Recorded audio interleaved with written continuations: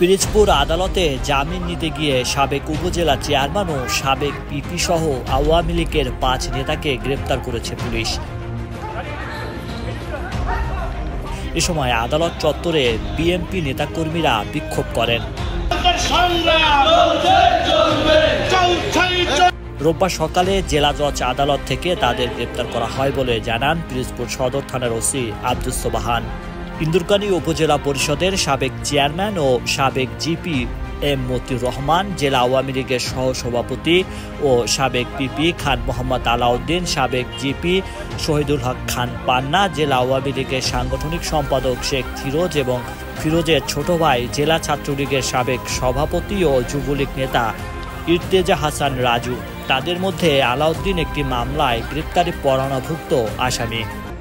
গত বছরের 18 অক্টোবর দায়ের হওয়া একটি মামলায় তাদেরকে অজ্ঞাত পরিচয় আসামি হিসেবে গ্রেপ্তার দেখানো হয়েছে। ওসি আব্দুস সোবাহান বলেন, গত বছরের 5 আগস্ট শেখ হাসিনা সরকারের পতনের পর আওয়ামী লীগ নেতাকর্মীর বিরুদ্ধে বিভিন্ন থানায় মামলা হয়।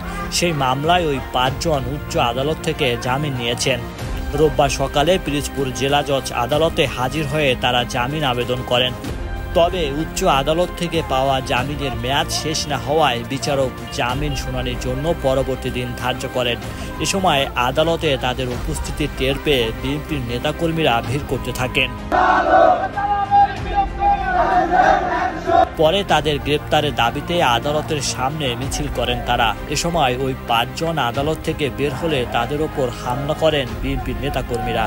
এই মামলার যারা বাদী এবং সাক্ষী সেই কুলাঙ্গার রাজকে এই কোর্টে হাজিরা দিতে এসেছে, কোনোভাবে এই কোর্ট যদি কোনোভাবে তাদের সাথে পার্থ হয়, আমরা জানি বিগত দিনে অনেক আওয়ামী সন্ত্রাসীদের একদিনের মাথায় জামিন হয়েছে।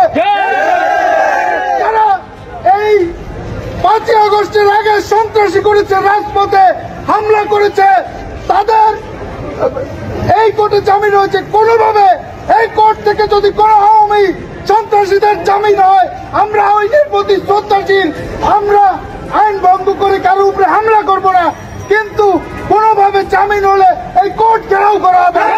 পরে পুলিশ তাদেরকে উদ্ধার করে থানায় নিয়ে যায়। পিরোজপুর জেলা পুলিশ সুপার খান মোহাম্মদ আবু নাসের বলেন, গ্রেপ্তারকৃতদের মধ্যে আওয়ামী লীগ নেতা আলাউদ্দিন একটি মামলায় গ্রেপ্তারি পরোয়ানাভুক্ত আসামি। বাকি 4 জনকে অন্য একটি নাশকতার মামলায় গ্রেপ্তার করা হয়েছে।